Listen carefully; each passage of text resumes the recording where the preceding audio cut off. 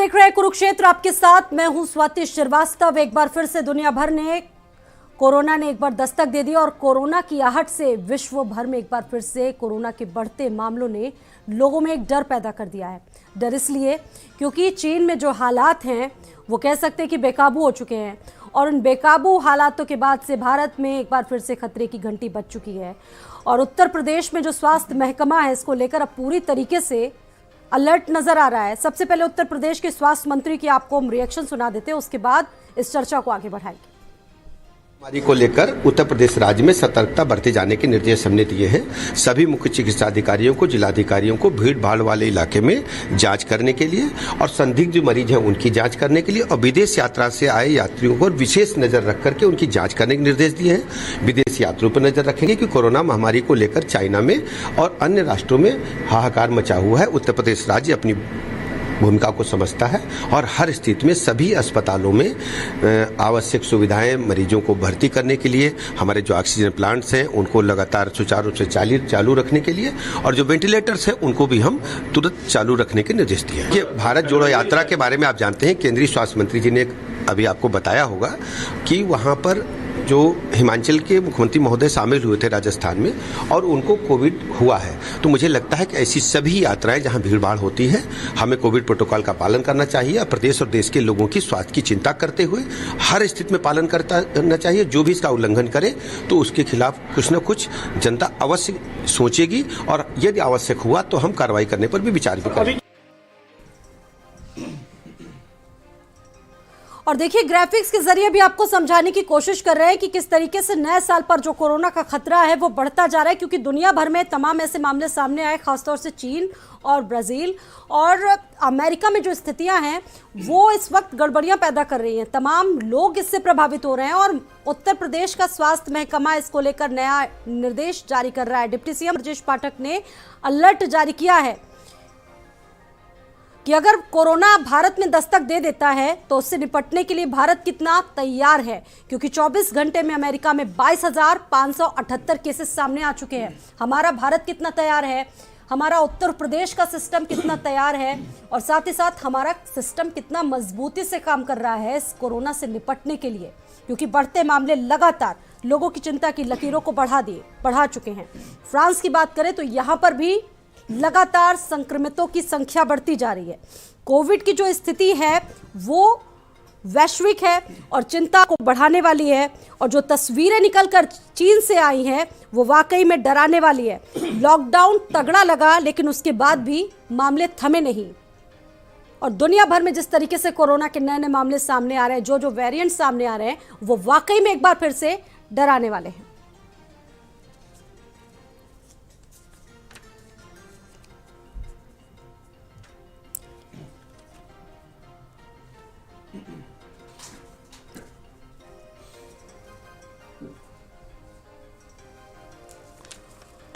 तो बढ़ते हुए कोरोना के संकट को किस तरीके से टाला जा सकता है, क्योंकि अभी भी वक्त है हमारे पास और अभी से अवेयरनेस की जरूरत है। इस पर हम चर्चा करेंगे। खास पैनल इस वक्त हमारे साथ भारत समाचार के साथ जुड़ चुका है। सबसे पहले रूबरू करवाते हैं अपने खास पैनल से। डॉक्टर लोकेंद्र गुप्ता जी हमारे साथ जुड़ चुके हैं, इमरजेंसी मेडिसिन हेड और स्पेशलिस्ट हैं मेदांता अस्पताल के। बहुत बहुत स्वागत है लोकेंद्र जी। फकरुल हसन जी हमारे साथ मौजूद है, समाजवादी पार्टी से, बहुत स्वागत है। आनंद दुबे जी हमारे साथ मौजूद हैं, प्रवक्ता हैं बीजेपी से, बहुत स्वागत है। आप सभी का बहुत बहुत स्वागत है। शुरुआत करते हैं कमेंट के साथ। डॉक्टर लोकेंद्र गुप्ता जी, देखिए एक बार फिर से कोरोना की जो सिचुएशन है वो भारत देख रहा है और ये कितनी बड़ी खतरे की घंटी है। डॉक्टर लोकेंद्र गुप्ता जी आपसे जानना चाहेंगे, क्या खतरे की घंटी भारत के लिए बज चुकी है? अब वाकई में अलर्ट हो जाना चाहिए हमें? नहीं, डेफिनेटली जैसे आपने बताया कि first wave, second wave, third wave में हमने यही सीखा था कि अगर हमें टाइमली अलर्ट मिल जाता है और जो कि मिल चुका है ऑलरेडी। चाइना में केसेस इतने ज़्यादा बढ़ चुके हैं कि वहाँ पे more than 50% doctors and nursing staff जो कि रेस्पिरेटरी वार्ड में पोस्टेड हैं वो इन्फेक्ट हो चुका है। वहाँ पे हेल्थ केयर सिस्टम कोलैप्स कर रहा है, वहाँ पे नंबर ऑफ बेड्स खत्म हो चुके हैं, वहाँ पे इजिली एम्बुलेंसेज नहीं मिल रही हैं। एक दिन में 30,000 एम्बुलेंस की कॉल्स जाती हैं। तो ये बहुत सारे ऐसे डेटा हैं जो सजेस्ट करते हैं कि हाँ, अब टाइम आ चुका है कि इंडियन गवर्नमेंट को भी बहुत तेजी से अपने जो कोविड अप्रोप्रिएट बिहेवियर्स के बारे में हम बात करते हैं, जो नंबर ऑफ बेड्स हैं, ऑक्सीजन सप्लाई है, इन सारी चीज़ों को वापस से उनको अरेंज करना है और तुरंत उपलब्ध कराना है, क्योंकि हम वेट नहीं कर सकते हैं। टाइमली जीनोमिक सीक्वेंसिंग, अगर हमारे पास वो सेम वेरिएंट जो कि BF7 वेरिएंट अभी चाइना में इस टाइम पे सबसे ज्यादा प्रेवलेंट है, वो सेम वेरिएंट के 3 केसेस ऑलरेडी हमारे इंडिया में मिल चुके हैं। 2 केसेस गुजरात में मिले, 1 केस उड़ीसा में मिला है। तो वो टाइम आ चुका है कि उन केसेस को तुरंत ट्रीट करके उनको ट्रैक करके और उसको वहीं पे हमें रोकना है, क्योंकि ये बहुत तेजी से स्प्रेड करेगा। इंटरनेशनल फ्लाइट जो चाइना से आ रही हैं, उसमें हमें कहीं ना कहीं कंट्रोल करना बहुत जरूरी है। और वो भी चाइना जैसे देश के लिए, डॉक्टर लोकेंद्र गुप्ता जी, क्योंकि वहां का जो हेल्थ इंफ्रास्ट्रक्चर है वो कितना मजबूत है भारत के मुकाबले, क्योंकि 10,000 लोगों पर 22,000 से ज्यादा डॉक्टर, और अपने यहाँ 12,000 डॉक्टर्स भी नहीं है।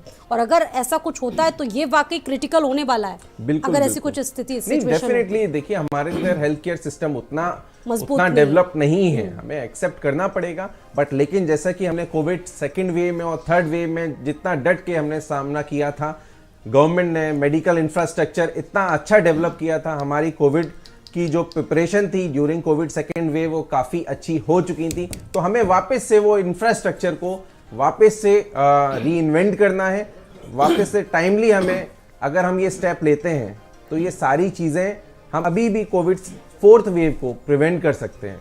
तो ये टाइम है, अभी हमारे पास 15-20 दिन का मैक्सिमम टाइम है। अगर हम उसमें टाइमली काम कर लेते हैं तो number of cases definitely come हो सकते हैं।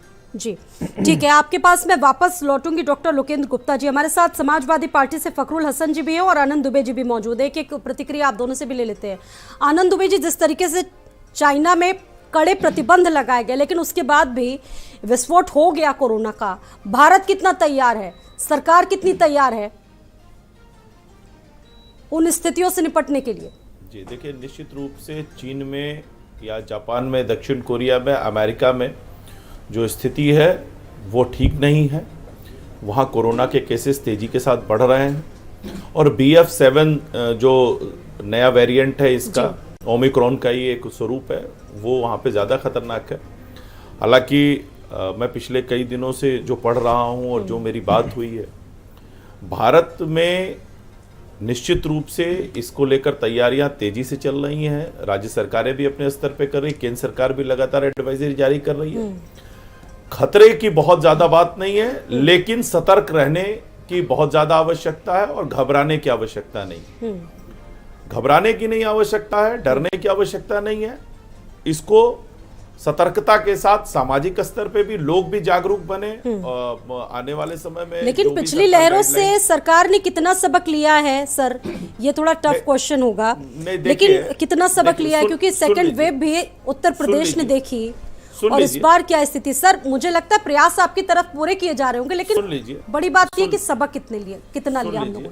जी अगर पूरे देश की बात करें तो पूरे देश में 220 करोड़ वैक्सीनेशन डोज लोगों को लगाई जा चुकी है। 100 करोड़ से ज्यादा लोगों को फर्स्ट डोज लग चुकी है, 95 करोड़ लोगों को दोनों डोज लग चुकी है और 25 करोड़ लोगों के आसपास जो है वो बूस्टर डोज भी लग चुकी है। लगभग शहरी आबादी जितनी भी है वो ज्यादातर डबल डोज लोगों को लग चुका है। तो एक बहुत बड़ा जो वजह है जिसकी वजह से हम थोड़ा अपने को सुरक्षित महसूस कर पा रहे हैं कि हमारी जो वैक्सीनेशन ड्राइव है वो बहुत फास्ट हुई है। और वैक्सीनेशन ड्राइव तो हमारी बहुत मजबूत है, ठीक है सर, ये मानते हैं, लेकिन अभी भी देश में टेस्टिंग उतनी तेजी से नहीं हो रही है। शायद उसी वजह से फखरुल हसन जी उतने आंकड़े आ नहीं पा रहे हमारे आपके बीच में। एक कमेंट ले लेते हैं फखरुल जी से। जी, जैसे कि आनंद जी ने कहा, सतर्कता ही बरतनी है, क्योंकि सरकार के पास कोई संसाधन नहीं है। आपने इनसे सवाल किया था कि सेकंड वेव, थर्ड वेव के पास आपके बाद आपने क्या किया, तो मैं पूछना चाहता हूं कि छोड़ दीजिए आप दूसरे जिलों में कहां, आप तो लखनऊ में बैठे हैं। लखनऊ के हॉस्पिटल्स जहां पे आपका ऑक्सीजन प्लांट नहीं थे, क्या आप उस ऑक्सीजन प्लांट को लगा पाए? आपने क्या सबक लिया? मैं समझता हूँ कोई सबक नहीं लिया। जिस तरीके से जनता पहले अपने खुद पे डिपेंड थी, खुद अपना ऑक्सीजन का इंतजाम कर रही थी, खुद अपने बेड का इंतजाम कर रही थी, खुद ही दवा का इंतजाम कर रही थी, और हमें जो इंजेक्शन की जरूरत थी वो कौन दे रहे थे? वो कमिश्नर दे रहे थे, जिनका मैं समझता हूँ इस पेशे से कोई लेना देना नहीं है। तो हमने तो अव्यवस्था उत्तर प्रदेश में देखी थी, हमने तो देखा था कैसे लोग मर रहे थे। तो भारतीय जनता पार्टी को यह बताना चाहिए कि तैयारी क्या है। वैक्सीनेशन तैयारी थोड़ी होती है, वैक्सीनेशन किसी देखिए तैयारी तो तब दिखती है वेरिएंट जब कोई चीजें नया सामने आएगा। आ जाती देखिए वेरिएंट कोई भी नया तैयार तो आएगा, पहले भी थी सरकार। आप उसको रोक नहीं पाएंगे। आप अगर ये सोचिए कि दुनिया में आनंद जी कोई जवाब दे वेरिएंट रहे आ हैं। गया तो उसको रोक आनंद जी पाएंगे, जवाब तो दे रहे रोकना हैं। संभव नहीं है। सर आनंद जी, आज की सिचुएशन क्या है कुछ, क्योंकि आपके पास भी डेटा होंगे, क्योंकि दुनिया भर तो वैश्विक हालात एक बार फिर से डरा रहा है, लेकिन बड़ी बात यह है कि अभी के जो गाइडलाइंस हैं वो क्या कुछ है सरकार की तरफ से? देखिए जी, उत्तर प्रदेश सरकार ने अस्पतालों में पीकू नीकू बेड बढ़ाने के, ताकि अगर बच्चे इन्फेक्टेड हो तो उनको पीकू नीकू जो वार्ड है उनमें शिफ्ट किया जा सके। इसके अलावा वेंटिलेटर्स जो है वो बढ़ाए जा चुके हैं। इसके अलावा ऑक्सीजन प्लांट्स पर हमारी सरकार ने शानदार काम किया है। और अभी देखिए, अभी 3-4 दिन पहले जो है गाजियाबाद में एक बड़े ऑक्सीजन प्लांट का मुख्यमंत्री जी ने उद्घाटन किया है, जिसकी वजह से वहां के कम से कम 12-13 जिलों को इससे फायदा होगा। और समाजवादी पार्टी के लिए सिर्फ इतना कहूंगा, देखिए हम तो कोरोना से बचाव की तैयारी कर रहे हैं, आप जो है अफवाह की तैयारी करना शुरू कर दीजिए। जिस तरह से आपने सेकेंड वेव फर्स्ट वेव में अफवाह उड़ाना शुरू किया, आपने फर्जी तस्वीरें अपने समय की दिखाकर जनता को भ्रमित करने का काम किया। जिस समय वैक्सीनेशन ड्राइव शुरू हुई, आपके नेता ने कहा कि ये तो भारतीय जनता पार्टी की वैक्सीन है, मैं नहीं लगवाऊंगा। आनंद जी, मैं तो हमारे पे आज आरोप लगा देने से भारतीय जनता पार्टी के पाप न छूट पाएंगे, न धुल पाएंगे। जो पाप आपने किया है वो पाप आपके हमारे पे आरोप लगाने से नहीं धुल जाएगा। आरोप प्रत्यारोप का दौर है आप लोगों की तरफ से, देखिए शुरू होने वाला है, जो पाप है, ये मैटर ही ऐसा है जिसमें आरोप और प्रत्यारोप जम करके जाते हैं। लेकिन बड़ी बात यह है कि जो जमीनी हकीकत है, उत्तर प्रदेश जैसा बड़ा जो राज्य है वो कितना तैयार है, हमारा सिस्टम कितना मजबूत है। डॉक्टर अजय शंकर त्रिपाठी जी भी हमारे साथ मौजूद है लोक बंधु अस्पताल से। बहुत स्वागत है सर आपका। डॉक्टर अजय शंकर त्रिपाठी जी, ये बताइए कि आज की जो सिचुएशन है उसमें कैसे आप देख रहे हैं कोरोना का, क्योंकि चीन से जो तस्वीरें आई हैं वो बेहद डराने वाली हैं। निश्चित रूप से जो चीन से खबरें आ रही हैं वो डराने वाली तो निश्चित रूप से हैं, और सब लोगों को सतर्क रहने की आवश्यकता है। वैसे हम लोगों की हर्ड इम्यूनिटी इतनी हो चुकी है, 220 करोड़ लोगों से, मिलियन लोगों से वैक्सीन लगवा दिए हैं, ऑलमोस्ट सभी को वैक्सीन लग चुकी है। तो अब हम लोगों को खतरे की ऐसी बात दिखती नहीं है। हम लोगों का यही उम्मीद है और ईश्वर से कामना है कि इस तरीके की चीज़ें हम जैसे सेकेंड वेव में आई वो ना आवे। लेकिन फिर भी जो चीन में स्थिति दिख रही है, जो समाचारों में आ रही है बातें, वो बहुत ही भयावह स्थिति है। अगर उस तरीके की स्थिति, इसीलिए सरकार ने तुरंत कहा है कि अब जो केसेस पॉजिटिव आएंगे उनकी जीनोम सीक्वेंसिंग हो जाए, जिससे ये पता चले कि ऐसा तो नहीं है कि ये वायरस कोई नया स्वरूप लेकर हमारे बीच में आ रहा हो। तो अगर 1-2 केसेस में भी नया वेरिएंट आएगा तो हम लोगों को और हाई अलर्ट होना पड़ेगा। और जनता से यही उम्मीद है और अपील है कि जो भी कोविड के प्रोटोकॉल थे उसको फिर से अपनाने की शुरुआत कर देनी चाहिए। अब से शुरुआत कर देनी चाहिए। भीड़ भाड़ में जब जाएं, यानी कि नए कोविड प्रोटोकॉल्स बना लेने चाहिए। अब हमें खुद से अलर्ट रहने की जरूरत है और पैनिक नहीं लाना है। बिल्कुल पैनिक तो होने की आवश्यकता नहीं है, क्योंकि जो स्थिति दिख रही है, हम लोगों ने वैक्सीनेशन इतना प्रॉपर तरीके से कर लिया और हर्ड इम्यूनिटी पिछले second wave, third wave, first wave में सब इतने लोग पॉजिटिव भी हो गए हैं कि एक तरीके से हर्ड इम्यूनिटी डेवलप हो चुका है। और नया वेरिएंट आएगा तभी हमारे लिए खतरा है, पुराने वेरिएंट से डॉक्टर लोकेंद्र गुप्ता जी, ये इम्यूनिटी वाला जो मैटर है ये बड़ा मायने रखता है इस कोरोना में। ये कितनी मजबूत होनी चाहिए, क्योंकि आप जैसा कि सर बता रहे हैं उसी बात को अगर आगे करें हम, तो देखिए इम्यूनिटी मजबूत होना बहुत ज़रूरी है। और वैक्सीनेशन अभी भी बहुत से लोगों ने जो थर्ड जो डोज है वो लिया नहीं है, उसको लेकर आप क्या बताना चाहेंगे दर्शकों को? डेफिनेटली वैक्सीनेशन तो एक सॉल्यूशन होता ही है, बट लेकिन जो वेरिएंट बदल रहा है वो बहुत इंपॉर्टेंट है कि क्योंकि वैक्सीनेशन चाइना में भी काफ़ी हुआ है, और वो जो नया वेरिएंट है BF7 और BF5, अब वो वेरिएंट हमारे इधर भी 3 से 4 केसेस जैसे कि मैंने बताया। वेदर दैट इम्यूनिटीज है ना, उससे हमें बचा पाएगी कि नहीं बचा पाएगी, ये स्टिल अभी प्रूवन नहीं है। दूसरा बहुत इंपॉर्टेंट है कि इसकी जो R पावर है, एक R नंबर होता है, जो कि चाइना में इस टाइम पे 16 चल रहा है, हमारे इधर इंडिया में वो 0.7 0.9 है, और बाकी कंट्रीज में, वेस्टर्न कंट्रीज में 1 और उससे अबव है। R मतलब एक रेप्लिकेशन नंबर होता है कि कितनी तेजी से है ना वायरस रेप्लिकेट होता है और स्प्रेड होता है। तो चाइना में इस टाइम वो 16 नंबर है। दैट मीन्स कि वो बहुत तेजी से फैल रहा है, उसका ट्रांसमिशन बहुत तेजी से बढ़ रहा है, नंबर्स बहुत ज्यादा तेजी से बढ़ रहे हैं। तो ये कॉशन का टाइम है। यही इस टाइम पे हमारे लिए गवर्नमेंट को और हमारे as a doctor, medical fraternity को, as a media house awareness create करना कि दिस इज द टाइम। अगर हमने अभी एक्शन नहीं लिया, अभी हमने वापस से अपने हेल्थ इंफ्रास्ट्रक्चर को वापस से उस लेवल पे नहीं लेके गए, जो कि सेकेंड एंड थर्ड में था, तो अदरवाइज वो बीमारी इतनी तेजी से फैलेगी जिसको कंट्रोल करना बहुत मुश्किल क्या हो जाएगा। पैनिक लेना चाहिए इस वक्त या फिर नहीं, क्योंकि आप लोगों की अपनी अलग एडवाइजरी होती है और कितना इसे गंभीरता से लेना होगा अब हमें? गंभीरता से तो लेना पड़ेगा, पैनिक करने से कोई भी सॉल्यूशन नहीं होता है। डेफिनेटली हमें गंभीरता से लेना पड़ेगा as a doctor, as a government में जो हमारी हेल्थ फैसिलिटीज़ होती हैं, गवर्नमेंट हॉस्पिटल्स होते हैं, वहाँ पे नंबर ऑफ बेड्स बढ़ाना, ऑक्सीजन सप्लाई, ऑक्सीजन मास्क, बहुत बेसिक पीपीई किट हो गया, वेंटिलेटर्स हो गए, बहुत सारी चीज़ें होती है, लॉन्ग लिस्ट। बट लेकिन अभी से वो एहतियात बरतना, कोविड अप्रोप्रिएट बिहेवियर, अगर कोई कोविड का केस निकलता है तो उसको टेस्ट करके, सिम्टम्स को टेस्ट करके और पॉजिटिव आता है उसको ट्रीट करें, उसको ट्रैक करें। वो ट्रैक करना बहुत इंपॉर्टेंट है। हाँ। और ट्रैक करने के बाद उसकी जीनोमिक सीक्वेंसिंग करना। लेकिन सर और सबसे महत्वपूर्ण बात यह है कि जितनी टेस्टिंग होनी चाहिए शायद उतनी हो नहीं रही अभी नहीं हो रही है डेफिनेटली, क्योंकि अभी वो सिम्टम्स अभी नहीं मिल रहे हैं। लेकिन जिनको वो सिम्टम्स मिल रहे हैं उनका टेस्टिंग होना बहुत जरूरी है, क्योंकि वो आपको दिखने लग जाएगा। अभी एज ए डॉक्टर मेरे पास उतने पेशेंट्स आ ही नहीं रहे कि जिसमें कोविड जैसे बिहेवियर और सिम्टम्स मिले, बट लेकिन जिनमें भी मिल रहा है वो डॉक्टर्स की रिस्पॉन्सिबिलिटी होती है कि उसको कोविड का टेस्ट कराए और मिलता है तो तुरंत गवर्नमेंट को रिपोर्ट करे, उस एरिया को सील करें, उसकी जीनोमिक सीक्वेंसिंग कराएं और उसके बाद ही हम उसको रोक पाएंगे। ठीक है, डॉक्टर अजय शंकर त्रिपाठी का रुख करूंगी मैं। सर आप क्या एहतियात हमारे दर्शकों को बताएंगे, क्या कुछ कर सकते हैं? क्योंकि अभी लोगों ने मास्क लगाना भी हटा दिया है, भूल गए लोग मास्क लगाना।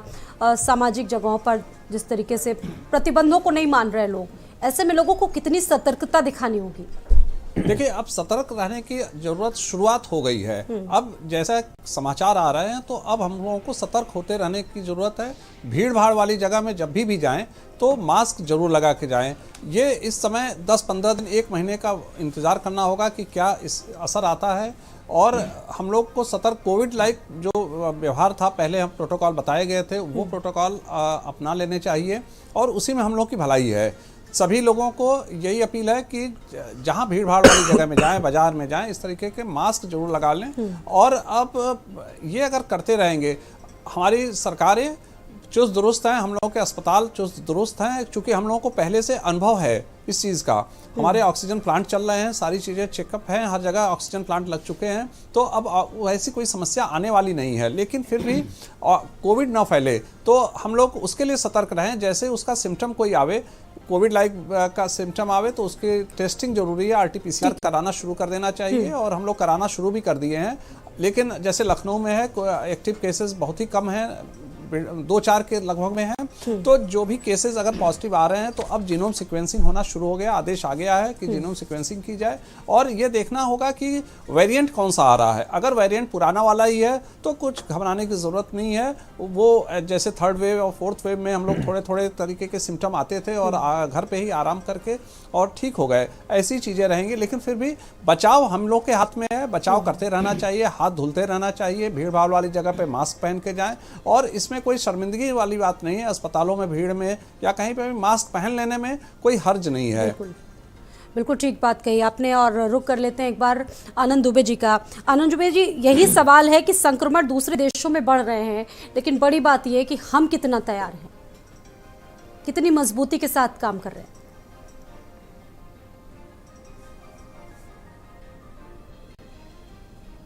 आनंद दुबे जी, आज एक इमरजेंसी मीटिंग भी हुई है इसको लेकर, आपको आवाज मिल रही मेरी? उन तक मेरी आवाज नहीं पहुंच पा रही है, उनको दुरुस्त कराऊंगी मैं आवाज को। फखरुल हसन जी,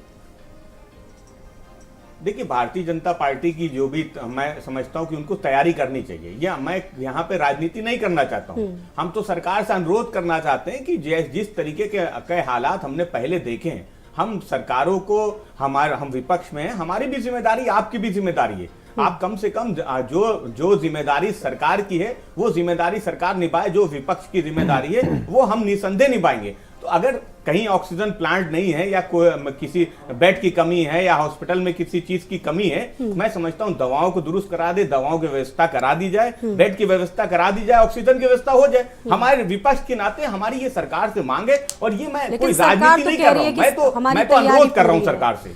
सरकार कह रही है कि हमारी तैयारी पूरी है, विपक्ष तो बेवजह सवाल उठा रहा है। और नहीं, देखिए राहुल हमारा गांधी, काम चलिए आप पॉलिटिकल बात नहीं यहाँ करनी चाहिए, एक पॉजिटिव इशू है, लेकिन बीजेपी कह रही है कांग्रेस की जिस तरीके से भारत जोड़ो यात्रा निकल रही है उसमें भी भीड़ चल रही है। देखिए कांग्रेस उस पर भी सवाल उठा दिए। कांग्रेस की भारत जोड़ो यात्रा चल रही है और हम तो समाजवादी पार्टी की तरफ से भी, मैं एक नागरिक की, जिम्मेदार नागरिक की हैसियत से भी मैं तो अनुरोध करूंगा कि अगर संभव हो तो उस यात्रा को कुछ समय के लिए रोक दिया जाए।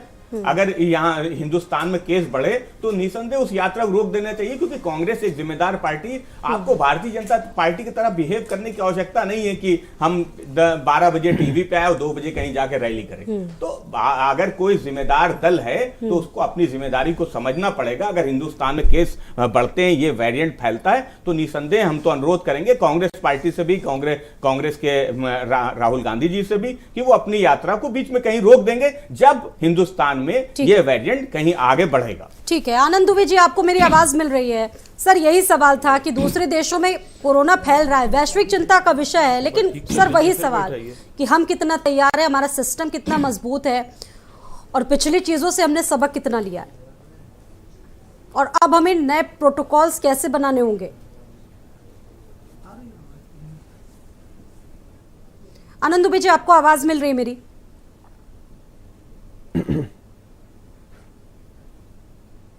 शायद उन तक मेरी आवाज नहीं पहुंच पा रही है, इसे दुरुस्त कराने की कोशिश करेंगे। हमारे साथ डॉक्टर लोकेंद्र गुप्ता और डॉक्टर अजय शंकर त्रिपाठी जी भी बने हुए हैं। आप लोगों से एक बार फिर से मैं आप लोगों के पास वापस आऊंगी। देखिए, अब लोगों में चर्चा का विषय एक बार फिर से कोरोना हो चुका है, जगह जगह चर्चा हो रही है कि एक बार फिर से कोरोना हमारी टेंशन बढ़ा सकता है, मनोवैज्ञानिक असर बहुत डालता है corona. Doctor Lokendra Gupta ji, definitely. देखिए, इतना लोगों ने सेकेंड वेव और थर्ड वेव में देखा है, वो भयावह स्थिति थी कि है ना, काफ़ी लोगों की डेथ भी हुई, काफ़ी लोगों ने अपने रिलेटिव्स को खोया, और किसी ने भी एक्सपेक्ट नहीं किया था कि इस तीव्रता के साथ सेकेंड वेव में ये फैलेगा और ऐसे परिणाम आएंगे। क्योंकि और उसकी वजह से लोगों को एक डर तो बैठा ही हुआ है, कोरोना का नाम सुनते ही लोगों के अंदर डर बैठता है, और उसमें साइकोलॉजिकल काउंसलिंग बहुत फर्क पड़ता है कि उनको समझाना कि पैनिक नहीं होना और डरने की बात नहीं है। आपको सबको पता है इस टाइम पे कि कौन से ऐसे अप्रोप्रिएट, कोविड अप्रोप्रिएट बिहेवियर हैं, भीड़ में नहीं जाना, ये छोटी छोटी चीजें, मास्क लगाना, हाथ धोना, सैनिटाइजर को यूज करना, ये सारी चीजों को फॉलो करना और अवेयरनेस क्रिएट करना।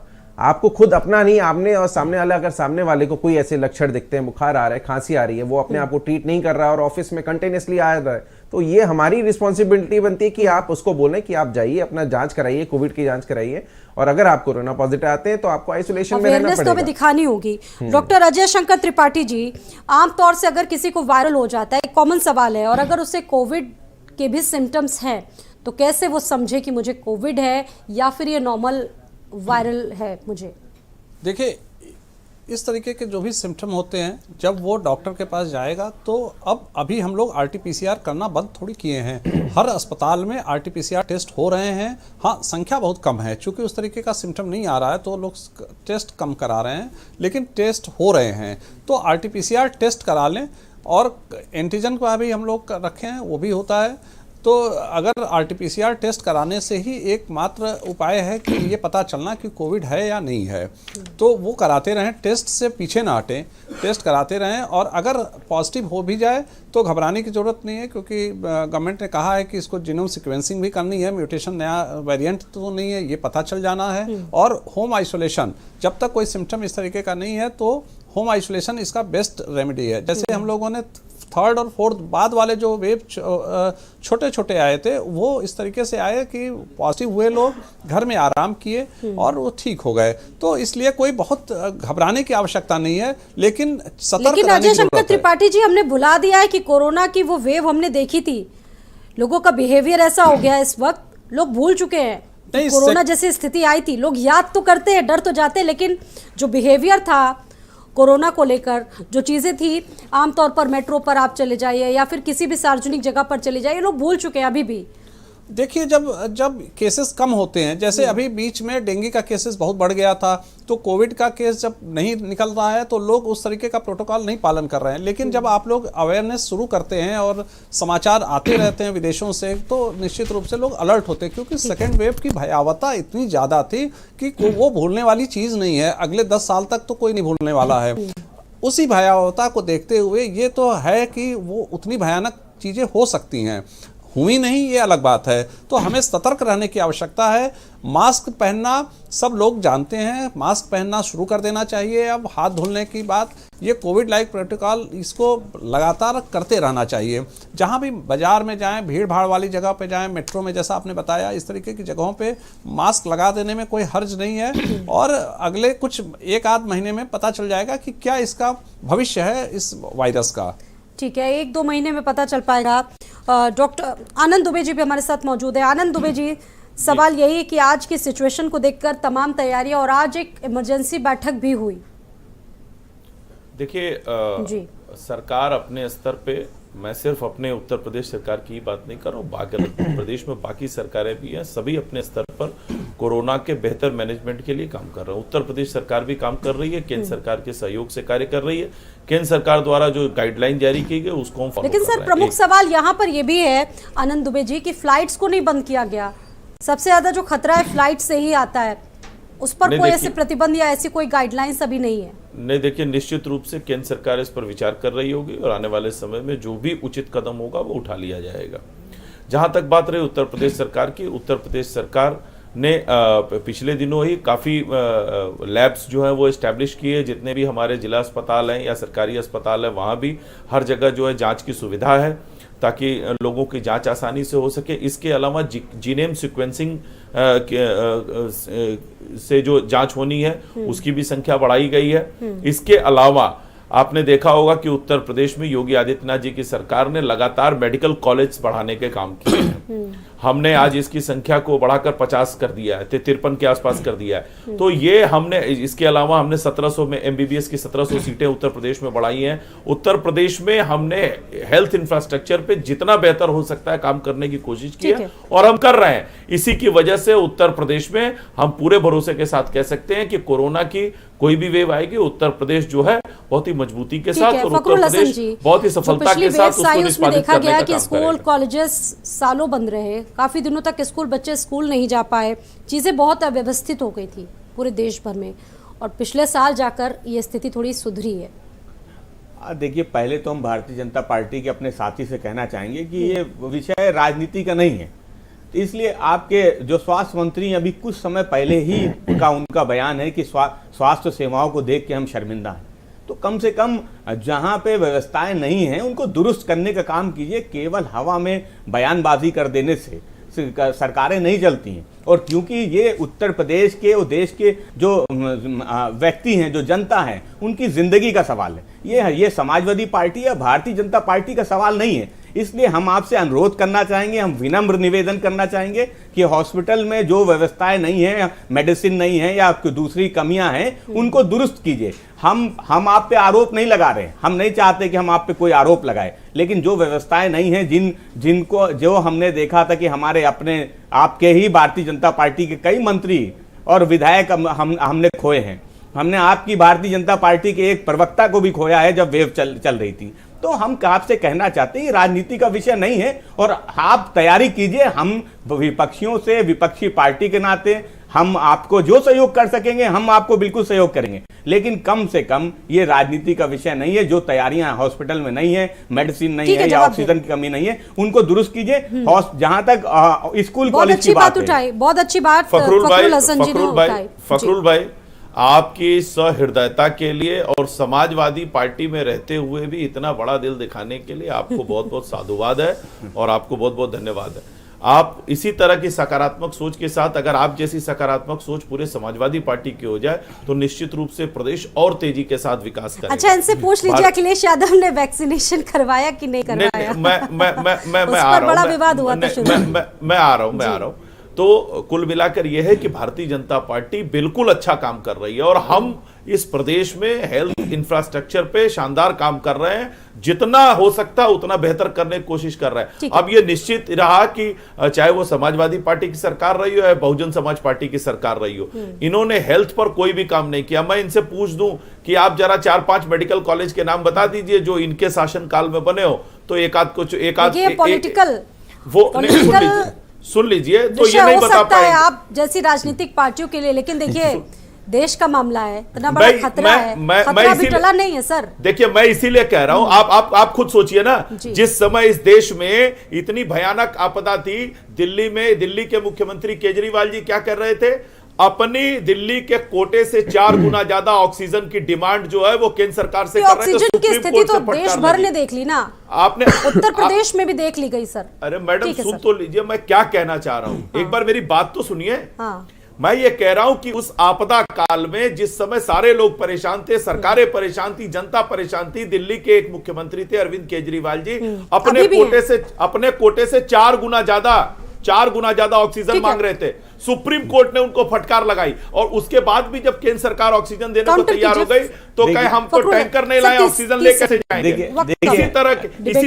इसी तरह का नेगेटिव अप्रोच उत्तर प्रदेश में देखने को मिला। आप गलत तस्वीरें ट्वीट करते रहे, आप वैक्सीनेशन पर सवाल उठाते रहे, मरने की कगार पर जब होते तो नेगेटिव अप्रोच काम नहीं आती है, पॉजिटिव बिहेवियर ही काम आता है। मैडम सुन तो लीजिए, WHO से लेकर अमेरिका से लेकर ऑस्ट्रेलिया तक हर एक सरकार ने उत्तर प्रदेश के सरकार की, योगी आदित्यनाथ जी की तारीफ की कोरोना मैनेजमेंट के लिए। 25 करोड़ की आबादी होने के बावजूद भी उत्तर प्रदेश में हमने जिस तरह से कोरोना को रोकथाम पे काम किया। तर्क मत दीजिए आनंद जी, अगर आप कहते हैं कि मैं उत्तर प्रदेश सरकार का धन्यवाद दे दूं, तो वो जो लोग हमने खोए हैं सेकंड वेव में, तो हम कैसे आपको उसके लिए धन्यवाद देते? मेरे भाई वो हमारे भी लोग थे, वो सिर्फ आपके लोग नहीं थे। मैं तो कह रहा हूं भारतीय जनता पार्टी के जो मंत्री थे वो भी हमारे लोग, किसी भी सरकार के लिए एक भी मृत्यु, वो भी देश के नागरिक थे। और आप कह रहे कि हमने क्या किया समाजवादी सरकार में, तो ये लोहिया हॉस्पिटल आपने नहीं बनाया था साहब, और उस लोहिया हॉस्पिटल में जो आप विश्वविद्यालय चला रहे हैं अटल बिहारी वाजपेयी जी के नाम पे उस बिल्डिंग में, मैं भी बता रहा हूँ, वो आपने कोई काम नहीं किया, आपने केवल नाम बदलने का काम किया। हमने कैंसर हॉस्पिटल बनाया था, तो आप किसने क्या किया, ये सारी चीजें पता चल जाती हैं जब ये आपदाएं आती हैं। मैडम सुन लीजिए, नहीं सर जी मैं जवाब देना चाहता हूं। जी मैं कोरोना की बात छोड़ दिया मैडम, कोरोना तो बहुत बड़ी आपदा थी, पूरी दुनिया ने झेला पूरा। वो इंसेफेलाइटिस एक बहुत छोटी समस्या थी जो गोरखपुर में कई दशकों तक रही, सरकारें आती रही जाती रही, इनकी भी सरकारें रही, मृत्यु होती रही, लेकिन इन्होंने कोई काम नहीं किया। हमने किया, ये तो लोगों के सामने हमने आके उसको ठीक करने का काम किया। मुख्यमंत्री थे, राजनाथ जी भी मुख्यमंत्री थे, भाजपा के साथ आप 3 बार मिलकर आपने सरकारें चलाई, तो लगातार तो भाजपा बसपा की सरकार हुई साहब, आप हमारे पे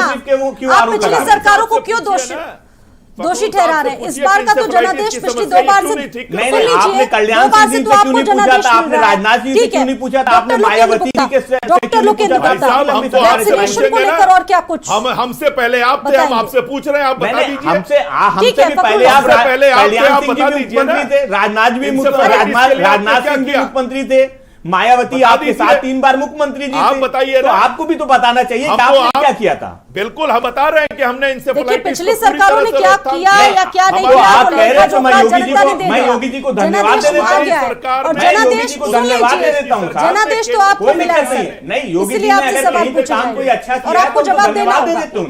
डॉक्टर लोकेंद्र गुप्ता स्वास्थ्य सेवाओं को ठीक किया है। वो वैक्सीनेशन पर क्या कहेंगे? अभी वैक्सीनेशन और कितना होना चाहिए? सी डेफिनेटली वैक्सीनेशन को और हमें वापस से, ऑल्दो हमारी काफ़ी तेज़ी से वैक्सीनेशन हुआ है, बूस्टर डोज भी सबको लगा है और काफ़ी इसका फॉलोअप भी हुआ है।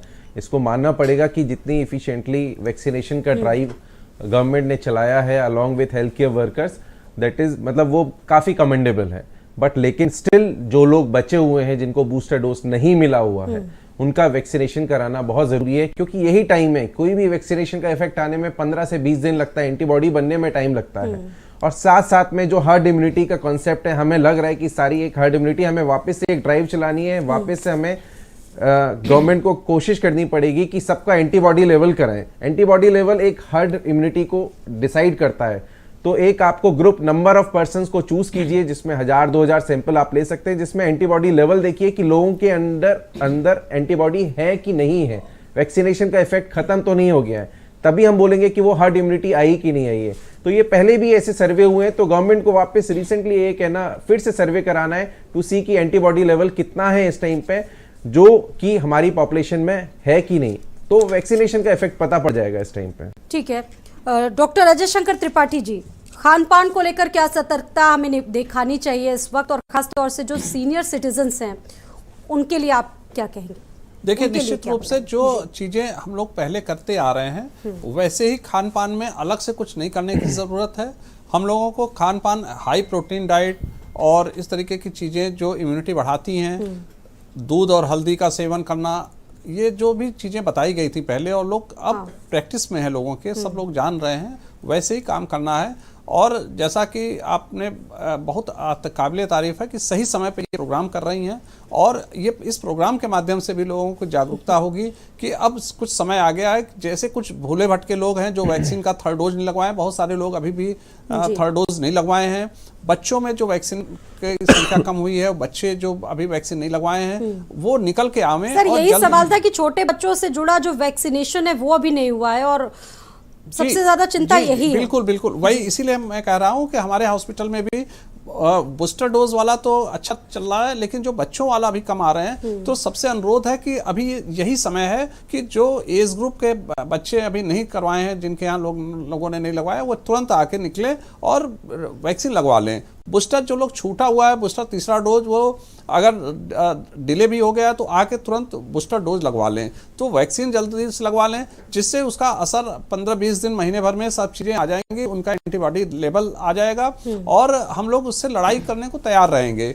बाकी सारे अस्पताल और सभी लोग सतर्क हैं, सरकार की गाइडलाइन आ चुकी है, सब लोग तैयार हैं, तो ऐसी कोई समस्या आने वाली नहीं है, सब लोग निश्चिंत रहें। बस ये है कि कोविड लाइक जैसे ही अगर कोई केसेस बढ़ने लगे तो हम लोगों को तुरंत सतर्क होकर वैसे व्यवहार करने लगना चाहिए कि मास्क पहनना और हाथ धुलना, ये सब चीजें करते रहना चाहिए, शारीरिक दूरी बढ़ना है, रखना, ये सब 3-4 चीजें ही हैं।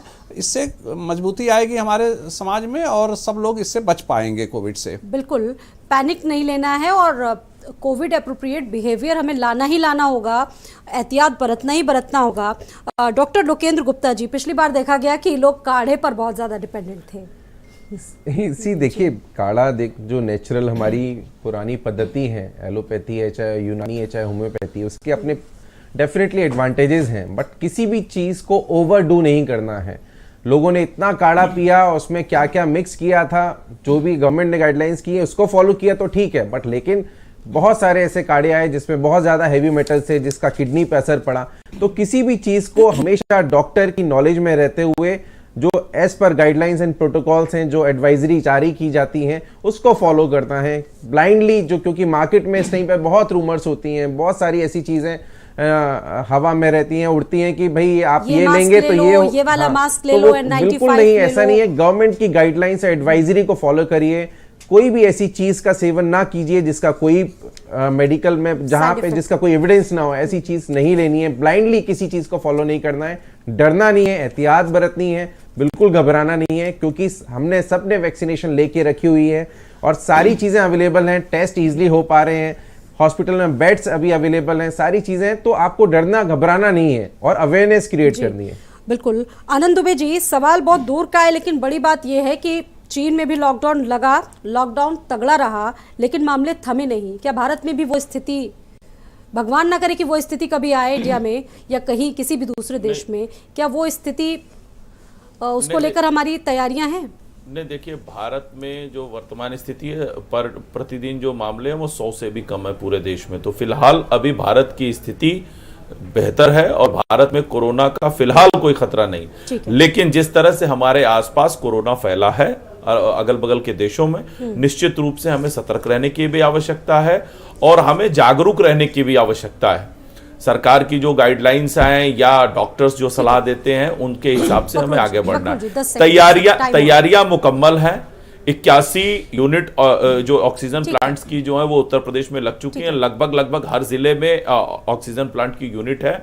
इसके अलावा इसके अलावा बच्चों के लिए वक्त नहीं पीकू है। और नीकू बेड्स वक्त नहीं है, हैं। सर। इसके अलावा आईसीयूज के बेड्स बढ़ा दिए ठीक है। गए हैं, पहले भी बढ़ा दिए ठीक गए है, थे। 10 सेकंड। इसके अलावा देखिए सरकारी जो भी वेरिएंट तैयारी आएगा मुकम्मल दुनिया है। में कहीं भी, लेकिन तो उसको रोक पाना तो लेकिन संभव नहीं है। हाँ, डॉक्टर्स को, सरकार को तैयारी करने के लिए कुछ समय मिलता है, और ये समय तैयारी करने का हम भारतीय जनता पार्टी से अनुरोध करेंगे कि आने वाले खतरे की तैयारी शुरू कर दीजिए। बहुत शुक्रिया आप सभी का इस पैनल में जुड़ने के लिए। आप सभी का बहुत बहुत शुक्रिया हमारे साथ जुड़ने के लिए, भारत समाचार पर इस डिबेट पर शामिल होने के लिए। लेकिन बड़ी बात यह है कि एक बार फिर से इतने बड़े खतरे ने दस्तक दे दी है, और इतने बड़े खतरे से किस तरह से निपट पाते हैं हम लोग, ये देखना दिलचस्प होगा। फिलहाल इस बुलेटिन में इतना ही, इजाजत।